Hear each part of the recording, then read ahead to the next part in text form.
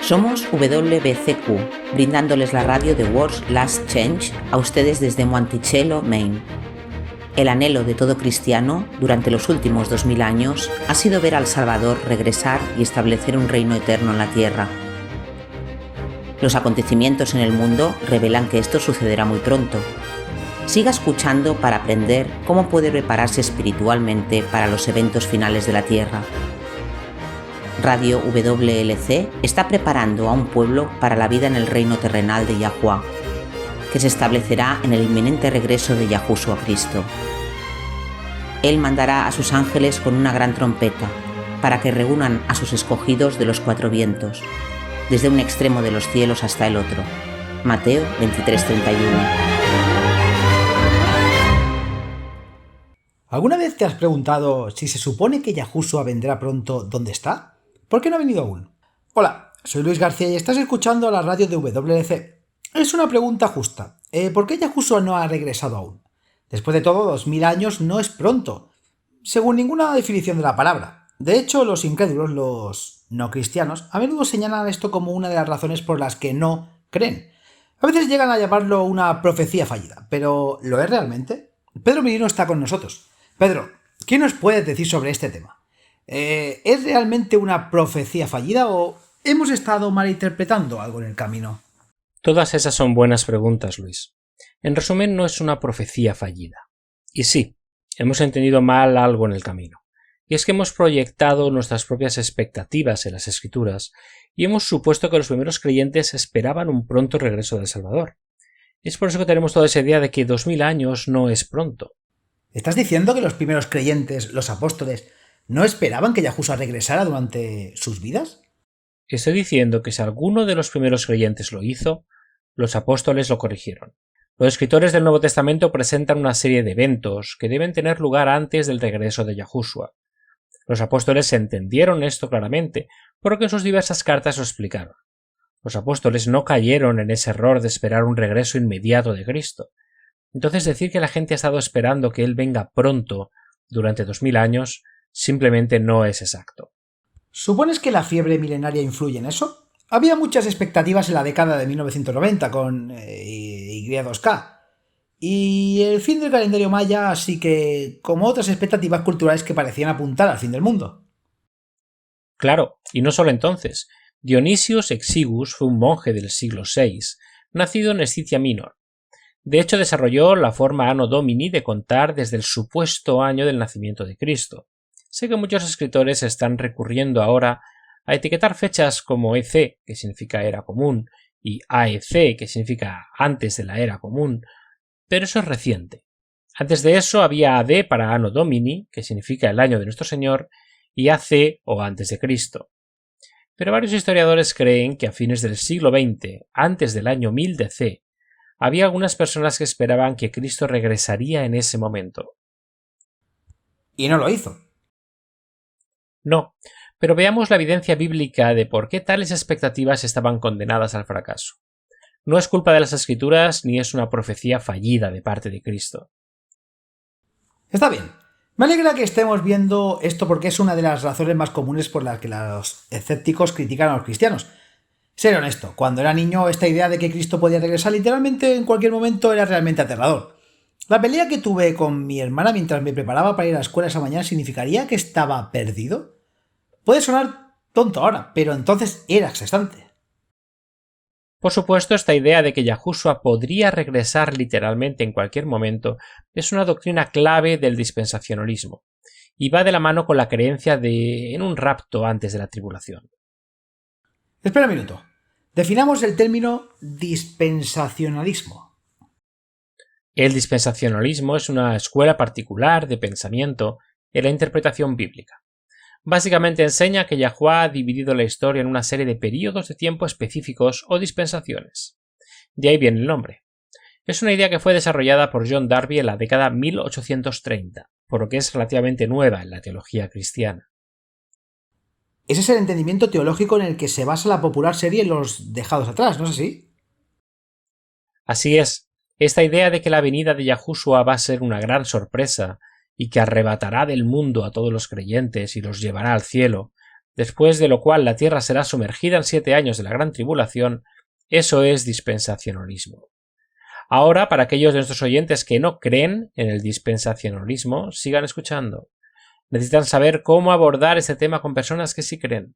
Pero esta actitud de que la venida de Yahushua está retrasada por mucho tiempo es un sentimiento que escuchas expresado entre aquellos que creen en la teología de la última generación. Otro término que se utiliza para definirnos. La teología de la última generación es la idea de que la última generación de creyentes alcanzará la perfección moral antes del regreso de Cristo. Los adventistas del séptimo día han enseñado esto durante mucho tiempo. John Wesley también se refirió a esta creencia en su libro Un relato sencillo de la perfección cristiana, A Plain Account of Christian Perfection. Sí, yo solía creer de esa manera. Yo también, hasta que vi la evidencia bíblica que establece que mientras tengamos naturalezas caídas, continuaremos pecando. Entonces veamos algunos de los pasajes de las Escrituras que se usan para apoyar esta creencia. A medida que los analicemos en contexto, veremos que ninguno de ellos apoya la idea de que los apóstoles creyeron y enseñaron de un regreso inmediato de Cristo. En cambio, lo que enseñaron fue una serie de eventos que iban a suceder antes de su regreso. Es importante que todos los creyentes sepan cuál será esta serie de eventos. Bueno, creo que sería bueno para todos nosotros poder probarlo también con las Escrituras. Echemos un vistazo a 1 Tesalonicenses capítulo 4, versículo 13 al 18. Aquí Pablo está corrigiendo las creencias de los cristianos en Tesalónica. Aparentemente, cuando algunos miembros de la iglesia en Tesalónica fallecieron, sus seres queridos estaban afligidos, asumiendo que nunca los volverían a ver. Es al corregir esta creencia que Pablo hace una declaración que suena como si esperara estar vivo cuando Yahushua regrese. Lo que explicaría por qué los burlones llaman al pronto regreso de Yahushua una profecía fallida. Hermanos y hermanas, no queremos que ignoréis acerca de los que duermen en la muerte, para que no se os entristezcáis como el resto de la humanidad, que no tiene esperanza. Porque creemos que Yahushua murió y resucitó, y por eso creemos que Yahuwah traerá con Yahushua a los que durmieron en él. Según la palabra del Señor, les decimos que nosotros, los que aún vivimos, los que quedamos hasta la venida del Señor, ciertamente no precederemos a los que durmieron, porque el Señor mismo, con voz de mando, con voz de arcángel y con trompeta de Yahuwah, descenderá del cielo, y los muertos en Cristo resucitarán primero. Después de eso, nosotros, los que aún vivamos, los que hayamos quedado, seremos arrebatados juntamente con ellos en las nubes para recibir al Señor en el aire. Así estaremos con el Señor para siempre. Por eso, aliéntese los unos a los otros con estas palabras. A primera vista, ciertamente suena como si Pablo se incluyera entre los creyentes que están vivos para ver el regreso de Yahushua. Juan el Amado escribe de la misma manera. Leamos 1 Juan capítulo 3, versículo 2. Aquí Juan está usando pronombres inclusivos. Queridos amigos, ahora somos hijos de Yahuwah, y aún no se ha hecho saber lo que seremos, pero sabemos que cuando Cristo se manifieste seremos semejantes a Él, porque lo veremos tal como Él es. Lo que tenemos que entender es que usar pronombres personales no prueba nada. No puede significar nada más que aquellos cristianos que aún estén vivos y que no han sido martirizados. Esto simplemente puede significar cualquier creyente que esté vivo en el momento en que Cristo regrese. Eso es realmente un buen punto. Los escritores hacen eso mucho, se incluyen a sí mismos en la narrativa cuando lo que quieren decir es nosotros generalizando, pero no necesariamente ellos mismos específicamente. Claro, es un recurso literario. Los escritores de la Biblia también lo hicieron. En lugar de verlo como un pronombre personal, considérelo como un pronombre corporativo, que incluye a todos en ese momento. Esa es una buena manera de escribirlo. ¿Hay otros pasajes de las escrituras que lo aclare más? Absolutamente. Vayamos a Números 14, versículos 26 al 35. Aquí los hijos de Israel se quejan y lloran. Los espías acababan de regresar de espiar Canaán, y todos ellos, excepto Caleb y Josué, habían traído un mal informe. Entonces Yahuwah dice, bien, ¿desearías haber muerto en el desierto? Entonces eso es exactamente lo que va a pasar. Yahuwah dijo a Moisés y Aarón, ¿hasta cuándo se quejará contra mí esta comunidad perversa? He oído las quejas de estos israelitas que se quejan, así que diles, vivo yo, dice Yahuwah, que haré con vosotros lo mismo que os oí decir. Vuestros cuerpos caerán en este desierto cada uno de vosotros, de 20 años a más que fuere contado en el censo, y quien se ha quejado contra mí, Ninguno de vosotros entrará en la tierra de la que juré con mano en alto que la habitaría, excepto Caleb, hijo de Jefone, que es Josué, hijo de Nun. En cuanto a tus hijos, que dijiste que serían tomados como botín, los traeré a disfrutar de la tierra que has rechazado, pero en cuanto a ustedes sus cuerpos caerán en este desierto. Tus hijos serán pastores aquí durante 40 años, sufriendo por tu infidelidad, hasta que el último de tus cuerpos yace en el desierto. Durante 40 años, un año por cada uno de los 40 días que exploraste la tierra, sufrirás por tus pecados y sabrás lo que es tenerme contra ti. Yo, Yahuwah, he hablado ciertamente, haré estas cosas a toda esta comunidad perversa que se ha unido contra mí. Encontrarán su fin en este desierto, aquí van a morir. Lo que tenemos aquí es un tú, todo incluido, un tú corporativo. Incluso en el versículo 34, donde él dice durante 40 años, un año por cada uno de los 40 días que exploraste la tierra. Él está usando un tú corporativo. Obviamente no todos los israelitas exploraron la tierra, pero todos están incluidos en ese tú. Sabemos que las palabras de Yahuwah no fueron muy bien recibidas. Algunos de los israelitas decidieron seguir adelante e invadir de todos modos, y perdieron la vida en el intento. Entonces Yahuwah, siendo el Dios amoroso que es, envió un mensaje para animarlos. Ahora esto es lo que es realmente interesante. Retrocedamos un capítulo a Números 15, versículos 1 al 4. Yahuwah lo dijo a Moisés: habla a los israelitas y diles: después de que entren en la tierra les daré como hogar y ustedes presentarán a Yahuwah ofrendas de comida de las vacas o de las ovejas, como un aroma agradable a Yahuwah, ya sea holocaustos o sacrificios, por votos especiales u ofrendas voluntarias u ofrendas festivas. Entonces las personas que presenten una ofrenda presentará a Yahuwah una ofrenda de cereal de 1/10 de su efa de la flor, de harina mezclada con la 1/4 parte de un hin de aceite de oliva. Yahuwah está mirando hacia adelante. Él los está animando diciendo una vez que finalmente entren a la tierra prometida, y continúa dando instrucciones sobre las ofrendas de agradecimiento que deben traer. Obviamente no está hablando de los adultos que acaba de decir que morirían en el desierto por su falta de fe. En cambio, él está usando el tú corporativo y todo inclusivo cuando se refiere claramente a sus descendientes. Entonces, un corporativo, tú, se refiere a un grupo y no necesariamente a las personas a las que se dirige. Precisamente. Ahora compare esto con Deuteronomio 11, versículos 7 al 9. Estas palabras fueron pronunciadas al final de la peregrinación por el desierto, después de que la primera generación que había salido de Egipto había muerto. Los versículos 1 al 6 se refieren a algunos de los eventos que sucedieron, como que Faraón y sus ejércitos se perdieron en el Mar Rojo, y él les recuerda que sus hijos no vieron estos eventos. Pero fueron tus propios ojos los que vieron todas estas grandes cosas que Yahuwah ha hecho. Observa, pues, todos los mandamientos que te doy hoy, para que tengas fuerzas para entrar y tomar posesión de la tierra para la cual vas a cruzar al Jordán, y para que seas de larga vida en la tierra de Yahuwah. Juró a tus antepasados que para darles a ellos y a tu descendencia una tierra que emana leche y miel. Él acababa de decir en el versículo 2, recuerda hoy que tus hijos no fueron los que vieron y experimentaron la disciplina de Yahuwah. Y sin embargo, la mayoría de los adultos a los que le estaba hablando tampoco lo habían visto. Habían de nacer cuando vaguen por el desierto. Una vez más, Yahuwah está usando un tú corporativo e inclusivo para referirse a los adultos y otro para referirse a sus descendientes. Incluso a los que aún no han nacido, les está haciendo saber que deben enseñar a sus hijos y a los hijos de sus hijos la forma en que Yahuwah los trató.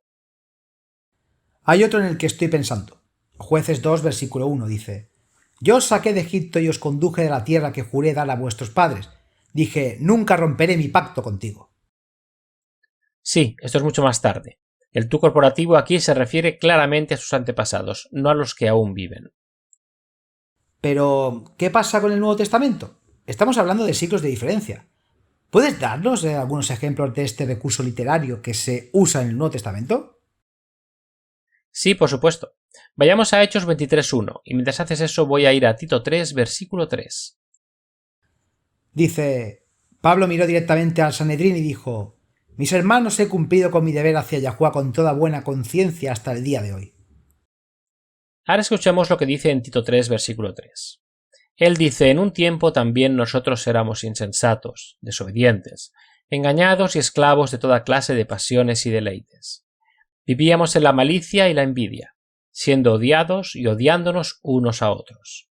Este es un ejemplo del Nuevo Testamento del nosotros corporativo. Pablo era intelectualmente honesto.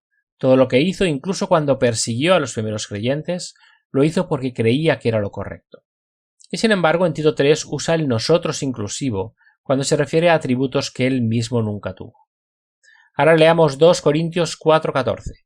Este es un versículo interesante porque aquí Pablo se incluye a sí mismo en el grupo que será resucitado cuando regrese Yahushua. Sabemos que Él resucitó al Señor Yahushua de entre los muertos, también nos resucitará junto con ustedes y nos presentará a su presencia. Nuevamente está usando el nosotros, que incluye todo cuanto describe un grupo en particular del cual él mismo puede o no ser parte. Incluso los escritores de hoy harán esto. Entonces, solo porque se usa un pronombre personal como nosotros, no significa que el escritor de la Biblia estaba incluido en ese grupo. Recuerden, cada vez que vea un pronombre usado de esta manera, simplemente comprenda que es un recurso literario y no se obsesione con él, porque si lo hace, sus interpretaciones se desviarán, tal como sucedió en el dispensacionalismo. En camino a conocerte la luz se aclara. ¿Qué es Armagedón? Armagedón. La propia palabra ha llegado a significar la guerra que termina todas las guerras, caos total y la destrucción.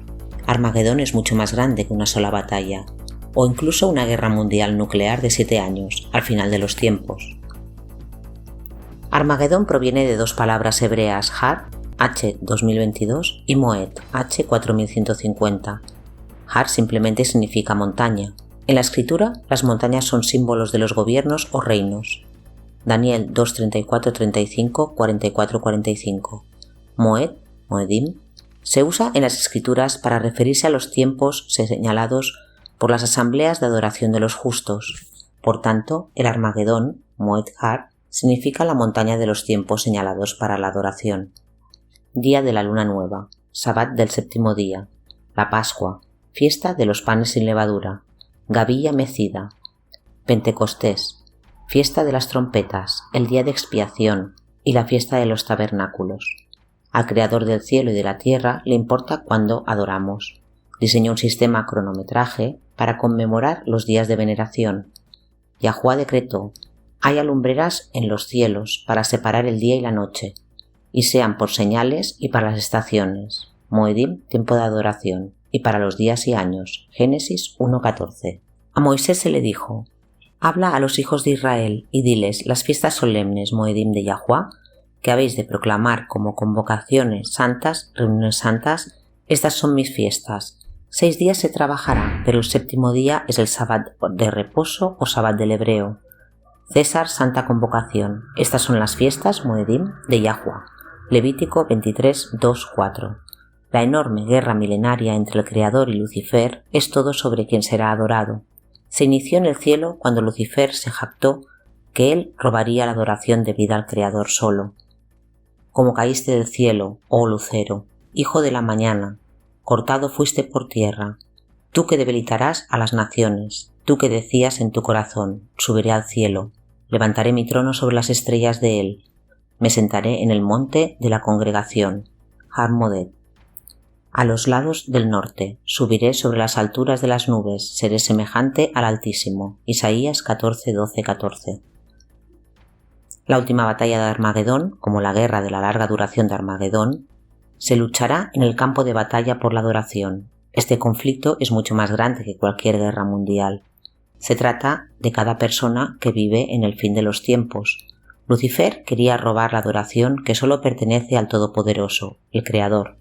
Daniel 7:25 revela que él ha hecho esto. Él insultará al Altísimo, atormentará, desgastará a los santos del Altísimo, quebrantará y tratará de cambiar el calendario y la ordenanza.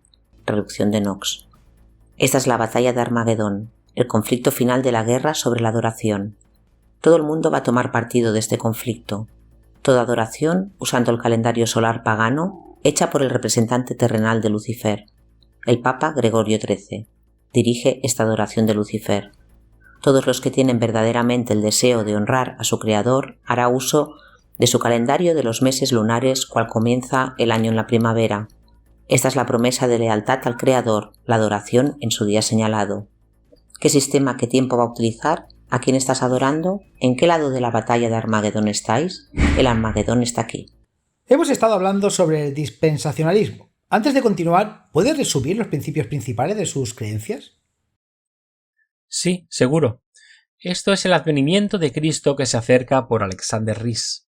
Hay un buen resumen en las páginas 19 y 20 que usa términos importantes para saber si quieres entender esta creencia. La segunda venida de Cristo tendrá lugar en dos etapas distintas. La primera, que concierne únicamente a la Iglesia, ocurre al comienzo o antes de la última o apocalíptica semana de Daniel.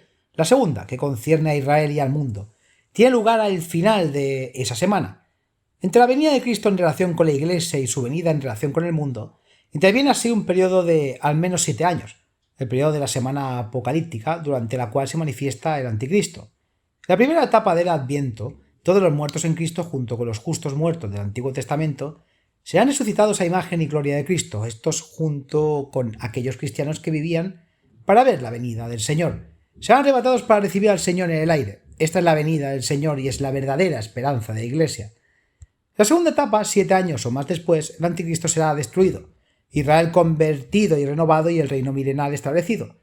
Este es el día, aparición o revelación de Cristo, y es completamente distinto de la venida, porque concierne únicamente a la Iglesia. La segunda etapa del Adviento tiene esto, y solo esto le concierne a la Iglesia, que será el tiempo del juicio y recompensa de los santos celestiales por su servicio en la tierra. Algunos, sin embargo, refieren la recompensa al tiempo de la venida o rapto, como generalmente se llama la primera etapa. Así que esta es la creencia, de que habrá una venida secreta de Cristo antes de la gran tribulación. En esta venida secreta, los santos serán arrebatados y llevados al cielo. Se cree que la gran tribulación durará 7 años, al final de los cuales el anticristo será destruido. Israel se convertirá y el reino de Yahuwah finalmente se establecerá. Hay 4 términos clave: rapto, venida, apariencia y revelación. En el dispensacionalismo, estos son términos técnicos específicos. Entonces miremos y veamos si la Biblia apoya la interpretación que los dispensacionalistas dan a estos términos. La palabra rapto no es bíblica, ¿verdad? En realidad lo es. Proviene de la palabra latina rapere, que es lo mismo del griego arpazo. Se usa en 1 Tesalonicenses 4:17, donde habla de los santos siendo arrebatados para recibir al Señor en el aire. No hay nada malo con la palabra en sí misma, que simplemente significa ser arrebatado. En el contexto de las Escrituras, esto se refiere a encontrarse con el Salvador en el aire. Yahushua y los santos son puros, porque han de tocar una tierra con desobedientes. Sin embargo, no incluye el significado de un rapto secreto, como veremos. Cuando Yahushua regrese, no hay nada secreto al respecto. Podemos ver eso en la palabra griega parousia, se traduce al español como viniendo. Leamos de nuevo ese pasaje en 1 Tesalonicenses 4, versículos 15 al 18, y mientras lees, pregúntate si lo que se describe aquí suena como algo que podría mantenerse en secreto. Según la palabra del Señor, les decimos que nosotros los que aún estamos vivos, los que quedamos hasta la venida. Eso es parousia, viniendo. Nosotros, los que estamos vivos y permanecemos hasta la venida, parousia, del Señor, de ninguna manera precederemos a los que están dormidos, porque el Señor mismo, con voz de mando, con voz de arcángel y con trompeta de Yahuwah, descenderá del cielo, y los muertos en Cristo resucitarán primero. Entonces nosotros, los que estemos vivos, los que hayamos quedado, seremos arrebatados juntamente con ellos en las nubes, para recibir al Señor en el aire. Y así estaremos siempre con el Señor. Por tanto, consolaos unos a otros con estas palabras. ¿Suena esto como algo que es secreto? Para nada. Lo tiene descendiendo con un grito con voz de arcángel y con la trompeta de Yahuwah. Suena bastante fuerte, para ser honesto. Lo sé. Vamos a ponernos un poco técnicos aquí. En 1 Tesalonicenses 3, 12 a 13, Pablo ora para que Yahuwah bendiga a los creyentes, para que Él pueda confirmar vuestros corazones irreprensibles en santidad delante de nuestro Dios y Padre en la venida. Eso es parousia, de nuestro Señor Yahushua Cristo con todos sus santos. Los dispensacionalistas dicen que la parousia ocurre solo cuando Yahushua viene por los santos.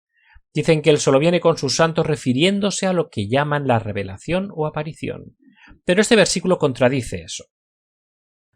¿No dicen los dispensacionalistas que la parousia o la venida de Cristo viene antes del surgimiento del hombre del pecado, el anticristo? Sí, pero veamos dónde lo ubica la Escritura. Leamos 2 Tesalonicenses 2, versículo 1. Dice: con respecto a la venida de nuestro Señor Yahushua Cristo y nuestra reunión con Él, les pedimos, hermanos y hermanas, que no se inquieten o alarmen fácilmente por la enseñanza pues supuestamente nuestra, ya sea por una profecía o de boca en boca o por carta, afirmando que el día del Señor ya ha llegado. Este es un pasaje importante. No solo muestra el error del dispensacionalismo, sino que revela la serie de eventos que van a tener lugar acompañándolo. Versículo 3. No dejen que nadie los engañe de ninguna manera, porque ese día no llegará hasta que ocurra la rebelión y se manifieste el hombre de pecado, el hombre destinado a la destrucción. Se opondrá y se exaltará sobre todo lo que se llama Dios o es objeto de culto, de modo que se instala en el templo de Dios, proclamándose Dios. ¿No te acuerdas que cuando estaba contigo te decía esas cosas? Ahora sabes lo que detiene para que se manifieste a su debido tiempo. Porque el poder secreto de la iniquidad ya está obrando, pero el que ahora lo detiene lo seguirá haciendo hasta que sea quitado de en medio. Y entonces se manifestará el inicuo a quien el Señor Yahushua derribará con el aliento de su boca y destruirá con el esplendor de su venida. El hombre de pecado es destruido por el esplendor de la venida de Yahushua. Lo dice ahí mismo en el versículo 8. Y sin embargo, el dispensacionalismo dice que Cristo regresa antes del surgimiento del anticristo. Que el anticristo se levante después de haber sido destruido por la gloria del regreso de Cristo suena como la trampa de una película de terror, el regreso del zombie anticristo o algo así. No sucederá. La venida de Cristo será vista y oída por toda la tierra. ¿Qué dice Mateo 24, versículo 47 acerca de la parusía? Esta es probablemente la mejor descripción de esto en toda la Escritura. Porque como el relámpago que viene del este es visible incluso en el oeste, así será la venida del Hijo del Hombre. La parusía, en este punto, el dispensacionalismo cambia sus definiciones. Es la misma palabra que se ha usado en otros lugares para describir la segunda venida literal de Yahushua. Pero ahora van a argumentar que la parusía usada aquí significa otra cosa. Creen que se refiere a la presencia de Cristo y por eso dicen que cubre todo un periodo de tiempo. Algunos dicen que es el rapto secreto, otros dicen que se refiere a lo que llaman la revelación al final del periodo de tribulación de 7 años. Para ser justos, parusia significa ciertamente presencia. Filipenses 2:12. Este es un caso donde parusía significa presencia. Por lo tanto, mis queridos amigos, como siempre han obedecido, no solo en mi presencia, sino ahora mucho más en mi ausencia, continúen trabajando en su salvación con temor y temblor. Es por eso que siempre es importante tomar las cosas en contexto. El significado típico de parusía es llegada, venida. Entonces, aplicar esta definición secundaria de una presencia en un contexto que claramente habla de la llegada es incorrecto. Cuando parusía se usa para referirse a Cristo, siempre se refiere a su regreso, llegada o venida. Los eruditos bíblicos modernos han aportado mucha información y significado a este término. Hemos leído acerca de Alexander Rich hace un rato. Hay otra cita que quiero que leamos. Es una de las grandes contribuciones de la erudición moderna que ahora entendemos lo que sintieron los primeros cristianos cuando leyeron la epístola de Pablo de la parusía del Señor Jesucristo. Los eruditos y arqueólogos han estado excavando en los montones de basura de Egipto y encontraron esa palabra utilizada en decenas de documentos de la vida cotidiana para la llegada de reyes y gobernantes o la visita posterior. Luego trae una cita de Adolf Deismann. Deismann fue un teólogo protestante alemán que fue uno de los principales eruditos del mundo en griego del Nuevo Testamento. Desde el periodo ptolemaico hasta el siglo II después de Cristo, podemos rastrear la palabra de Oriente como una expresión técnica para la llegada o la visita del rey o el emperador. Entonces, siendo consistentes, los escritores del Nuevo Testamento estaban usando esta palabra para aplicarla a la venida de Cristo.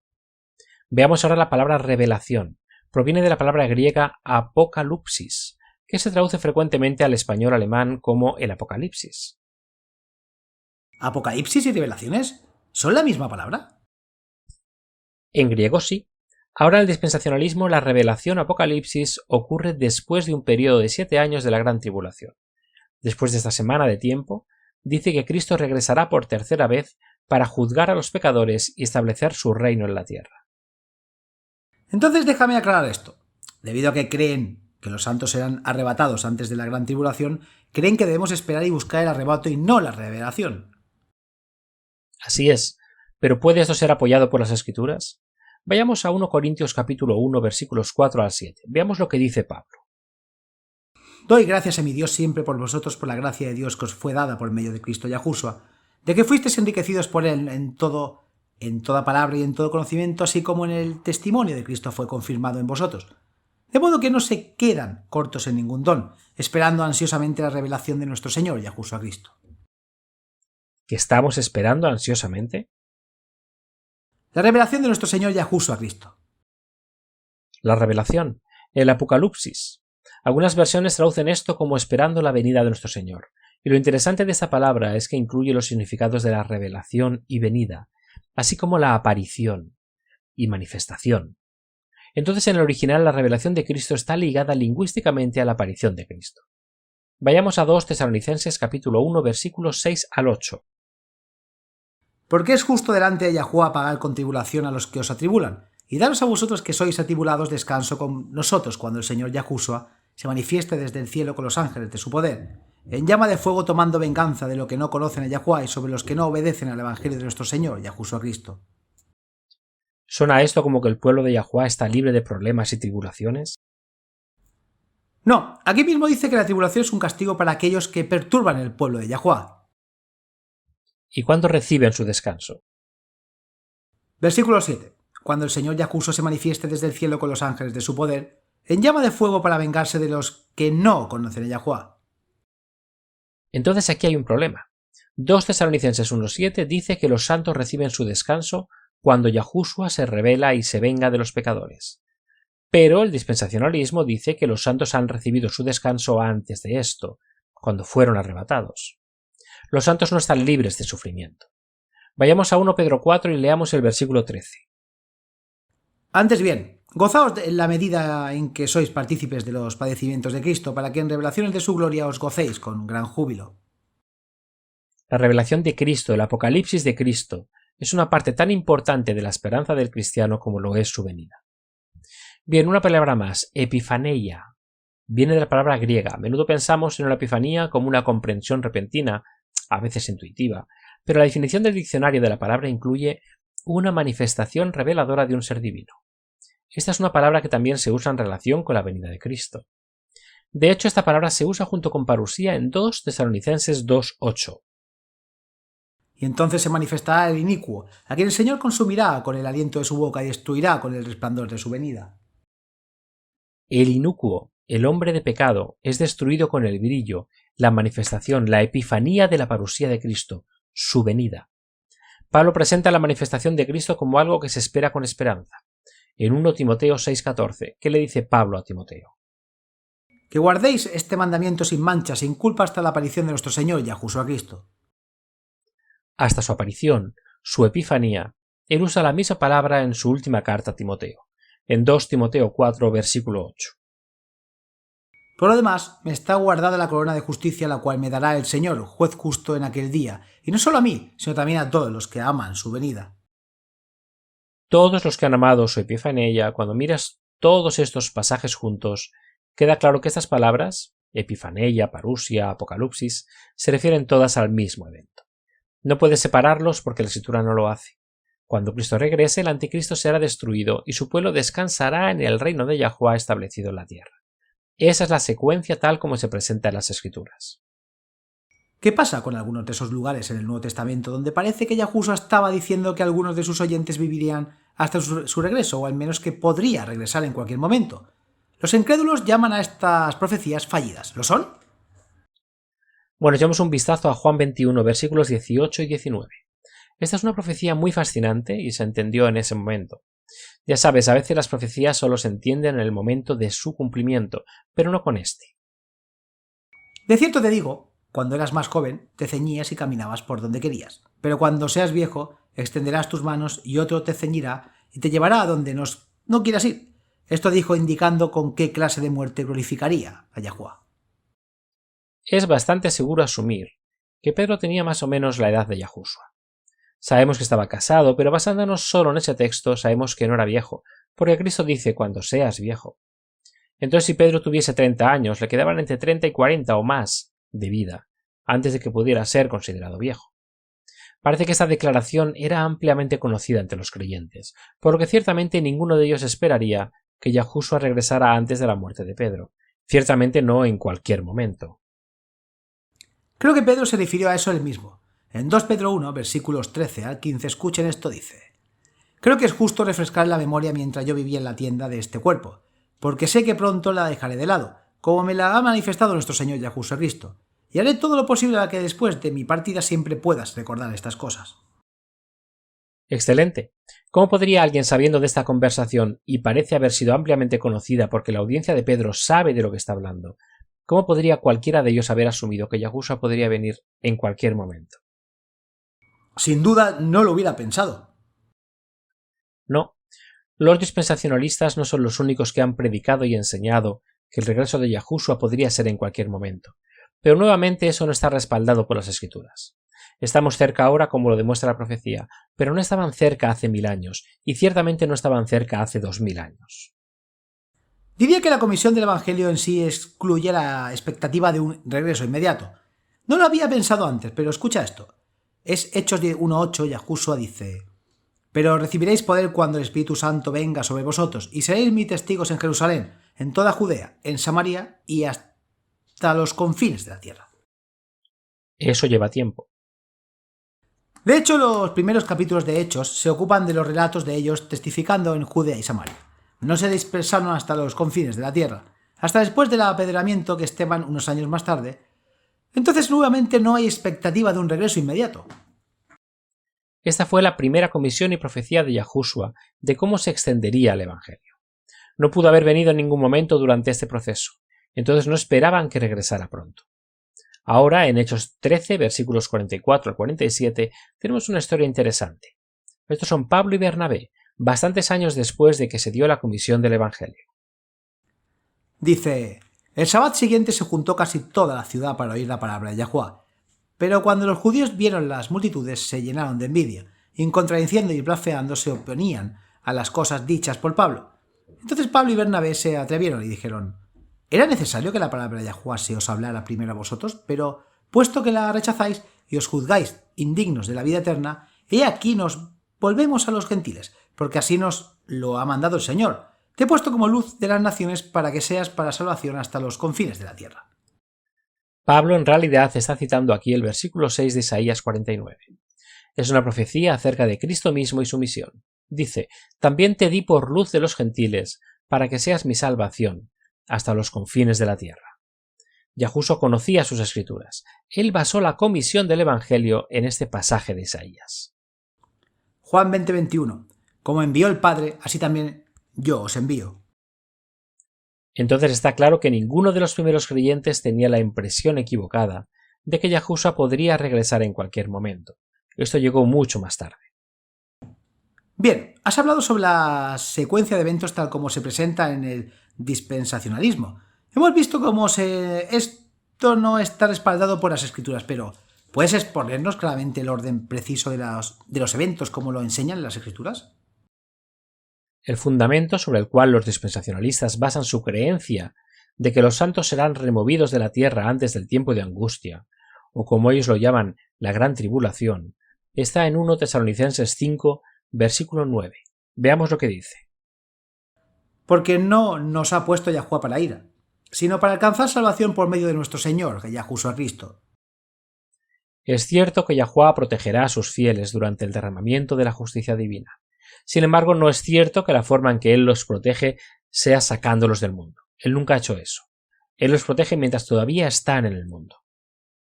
Ciertamente tiene la capacidad de protegernos mientras aún estamos en el mundo. Mira los 3 dignos en un horno de fuego ardiente. Isaías 43:2. «Cuando pases por las aguas, yo estaré contigo, y por los ríos no te anegarán. Cuando pases por el fuego, no te quemarás, ni la llama te quemará». Revelaciones 9, versículos 3 y 4. Es una prueba más de que el pueblo de Yahuwah estará en la tierra mientras los impenitentes son castigados.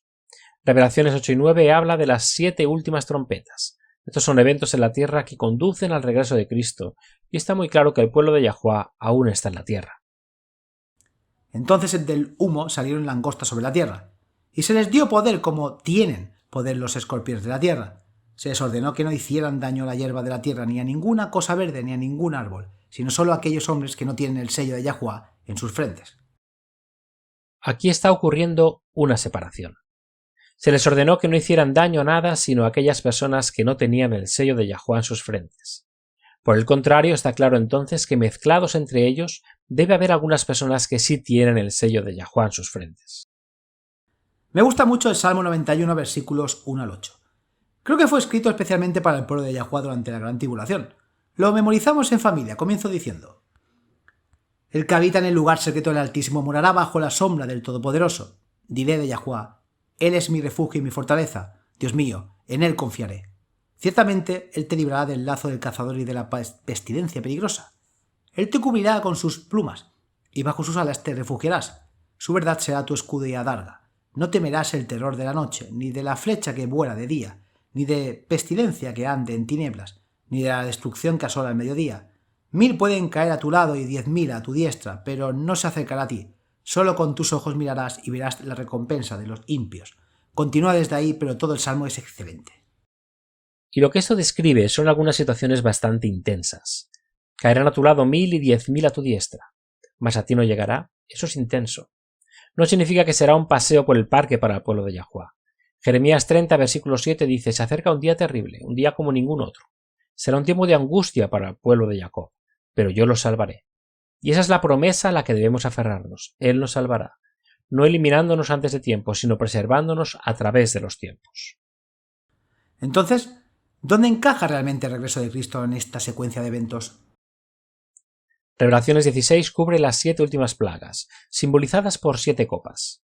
Justo en medio del relato de las 7 últimas plagas hay un pequeño versículo 15. Viene justo en medio de la descripción de la 6ª plaga. He aquí vengo como un ladrón. Bienaventurado el que vela y guarda sus vestiduras para que no ande desnudo y se vea su vergüenza. El siguiente versículo 16 dice: y los reunieron en el lugar llamado en hebreo Armagedón. Entonces la batalla de Armagedón no ha sucedido del todo, ni el gran terremoto ni la plaga del granizo. Entonces será cuando viene, justo en medio de todos los problemas. Otra cosa para recordar es que estas cosas toman tiempo. La batalla de Armagedón no se libra en 15 minutos. Ni siquiera puede reunir a personas de todo el mundo tan rápido, sin mencionar a organizarlo, etc. La simple logística sugiere que esto requerirá algo de tiempo. Es verdad.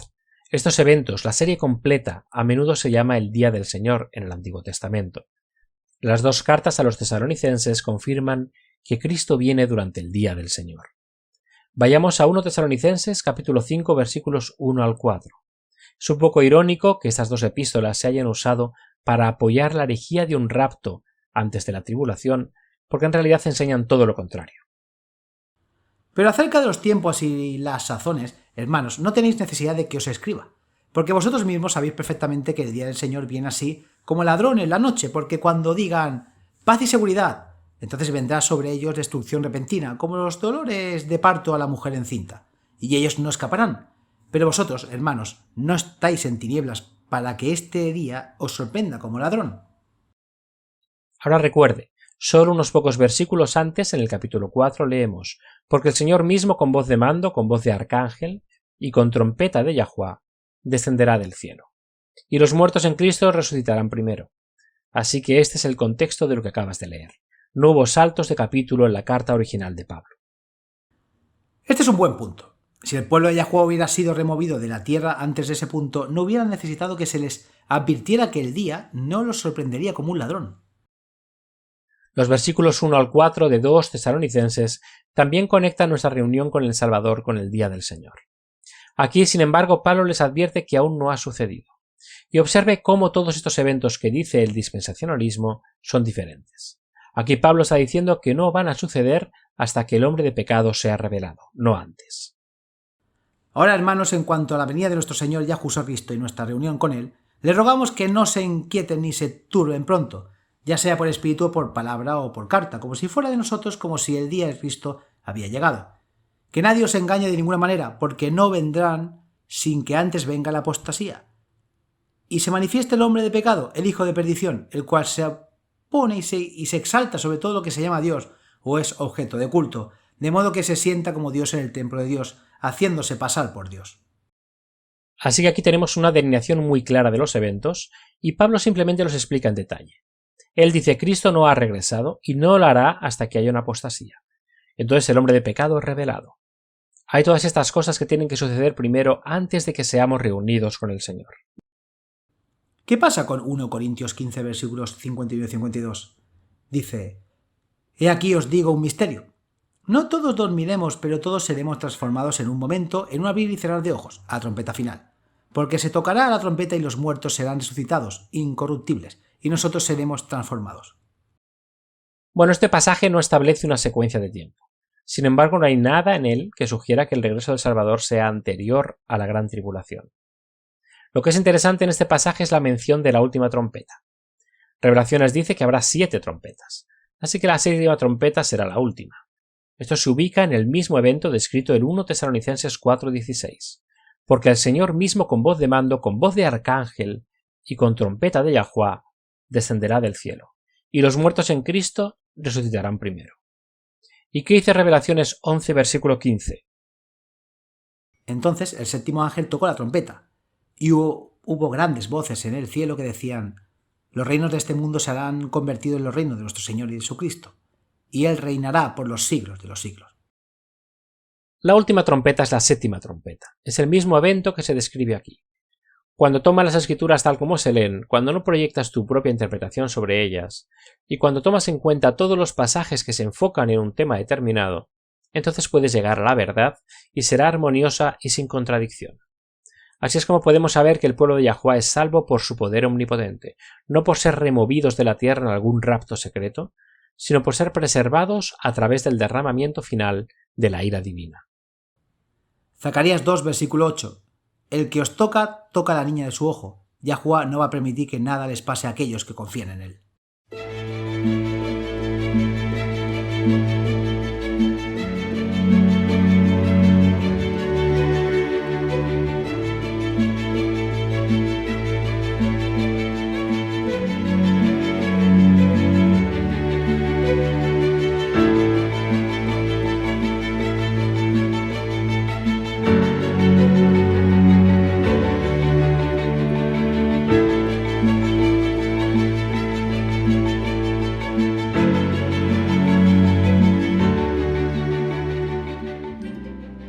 Nutrición para la mente y conciencia.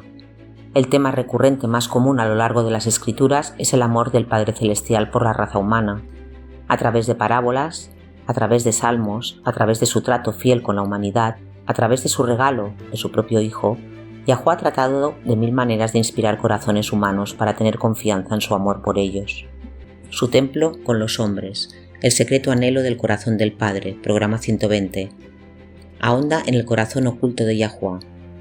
¿Qué quiere Él en su relación contigo? ¿Cuáles son sus planes para ti? Y sobre todo, ¿cuánto Él te ama y anhela tener una amistad cercana e íntima contigo? Este anhelo secreto, guardado en el corazón del Padre, se desarrolla a lo largo de la Escritura, desde el jardín del Edén hasta el tabernáculo, en el desierto, pasando por las promesas de la Nueva Jerusalén traída de la tierra como la capital de la tierra hecha nueva. Saber lo que anhela el corazón del Padre es suficiente para ablandar el corazón más duro. Por eso Satanás se ha esforzado tanto en ocultar esta hermosa verdad. Si te perdiste este programa cuando se emitió, no es demasiado tarde. Todavía puedes escucharlo en worldslastchange.com. Simplemente haga clic en el icono de WLC Radio y busque su idioma preferido. Busque el programa de radio llamado Su Templo con los Hombres. El secreto anhelo del corazón del Padre. Tu fe se fortalecerá y tu corazón se sentirá atraído hacia tu Padre Celestial cuando veas cuando te ama.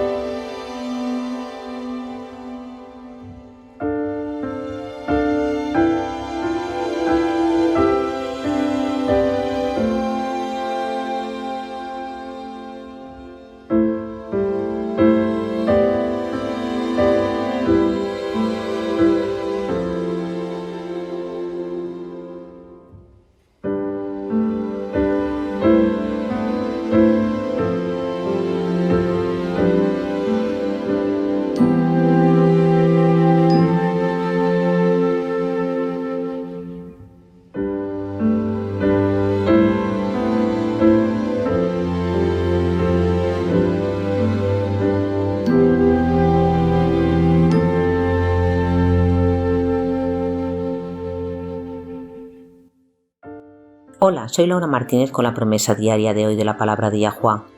¿Ha notado que a medida que nos acercamos más y más al regreso de Yahushua, al efecto natural entre padres e hijos y padres, amigos, etc., se está perdiendo? Es como si los corazones de las personas se estuvieran endureciendo entre sí. Esto sucede especialmente en situaciones en las que una parte de la familia quiere seguir la verdad y la otra elige aferrarse al error. Si esto está sucediendo en tu vida, no te desesperes. Eres un hijo de Yahuwah. La Escritura presenta a tu Creador como tu Padre. Él te ama. El Salmo 27, versículo 10 dice: Cuando mi padre y mi madre me abandonen, entonces Yahuwah cuidará de mí. Para algunas personas que han tenido padres muy abusivos, puede ser difícil entender y relacionarse con un padre, incluso un Padre divino, que es amoroso y bondadoso.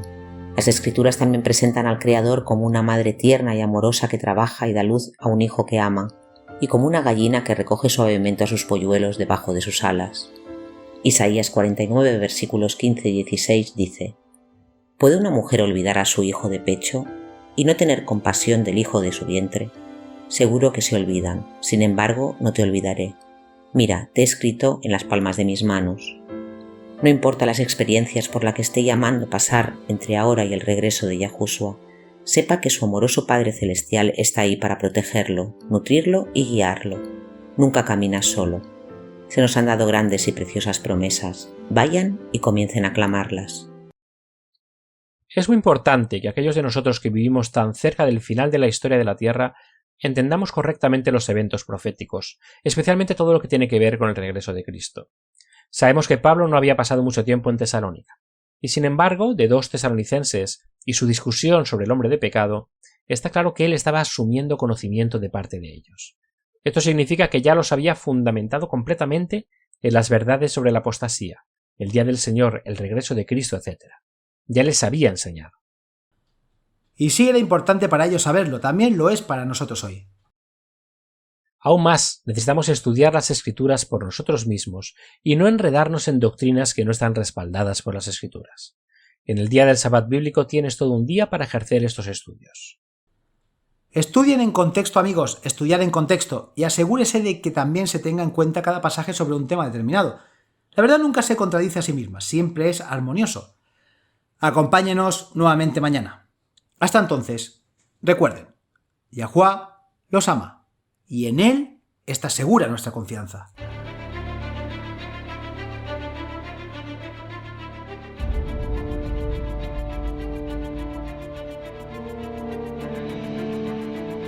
Gracias por escuchar este episodio en WLC Radio. Vivimos tiempos muy solemnes. El mundo está al borde del desastre. Pronto tendrán lugar acontecimientos catastróficos que pondrán fin a esta era y marcarán el comienzo de la siguiente. En su gran misericordia, Yahuwah ha revelado a través de la profecía lo que depara el futuro. Apocalipsis 8 predice una serie de eventos, cada uno peor que el anterior, que devastarán la tierra. Se diezmará el suministro mundial de alimentos. Se producirá hambruna y la pestilencia que la acompaña. Los suministros de agua dulce de la tierra también se verán afectados. Apocalipsis 9 revela que los demonios se harán pasar por extraterrestres. El terror y la devastación de esta llamada invasión extraterrestre hará que la gente desespere por seguridad a cualquier precio. La libertad de vivir y de adorar como dicta la conciencia se convertirá en una cosa del pasado. Se perderán muchas vidas durante esta serie de eventos, y cuando se aplique la marca de la bestia, habrá mártires. Cada evento se prepara para la próxima crisis, en un largo y último llamado de misericordia al arrepentimiento. Porque Yahuwah no está dispuesto a que nadie perezca, sino que todos lleguen al arrepentimiento. 2 Pedro 3:9. Poco después de los eventos descritos en Apocalipsis 8 y 9, se derramarán las 7 últimas plagas. Estas plagas no tienen precedente en la historia de la humanidad. En un sentido muy real, estos eventos vaciarán la tierra. Isaías 24 advierte, cita: He aquí Yahuwah vacía la tierra, la asola, la revuelve y esparce a sus habitantes. La tierra se tambaleará de un lado a otro como un borracho, y será removida como una cabaña, y su transgresión será pesada sobre ella, y caerá, y no volverá a levantarse. Isaías 24, 1-20. Para los creyentes, sin embargo, hay esperanza. Al describir el final de esta era, Yahushua dijo en Lucas 21, versículo 28, cita: «Cuando estas cosas comiencen a suceder, entonces miren hacia arriba y levanten la cabeza, porque tu redención está cerca». Sí, al final será traumático, está destinado a serlo. Yahuwah quiere salvar a cada individuo que pueda para permitir que este clímax final despierte las almas. Pero el evangelio del reino de Yah es que más allá de los eventos traumáticos del futuro cercano, una eternidad de bienaventuranza espera a todos los que aceptan el regalo de salvación de Yah. Cuando Yahushua regrese, todos los que han muerto confiando en los méritos del Salvador crucificado y resucitado serán resucitados en la primera resurrección. Entonces Yahushua establecerá el reino de Yah en la tierra. Él y los redimidos reinarán juntos sobre la tierra durante los primeros 1000 años de la eternidad. Juan vio un cielo nuevo y una tierra nueva, porque el primer cielo y la primera tierra pasaron. Apocalipsis 21:1. Si deseas unirte a los redimidos de todas las edades, viviendo una vida que se compare con la vida de Yahuwah, haz la elección, acepta la salvación hoy. No tiene que prepararse. La verdad es que no puedes, yo tampoco, nadie puede. Ven a Él tal como eres. No espere hasta que deje de pecar, no mejorará con sus propios esfuerzos. Acepte la invitación de Yahuwah de convertirse en miembro de su reino terrenal eterno. Cuando aceptes esta preciosa invitación, Yahuwah te obsequiará con un corazón completamente nuevo. En Ezequiel 36, versículo 26, Él declara: «Les daré un corazón nuevo y pondré un espíritu nuevo dentro de ustedes. Quitaré el corazón de piedra de su carne y les daré un corazón de carne». Aceptar este regalo invaluable es la única manera de unirse a su reino. Ven a Yahuwah tal como eres. Está esperando con los brazos abiertos, ansioso por recibir a todos los que se acercan a Él.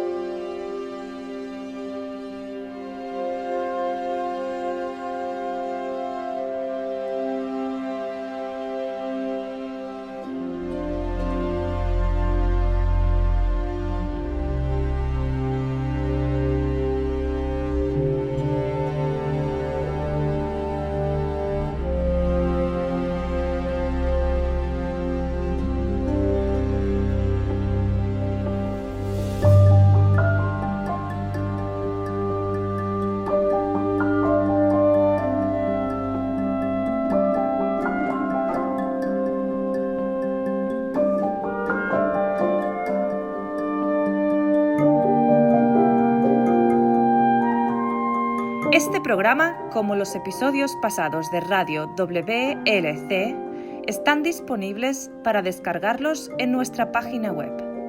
Son estupendos para compartir con amistades y estudios bíblicos.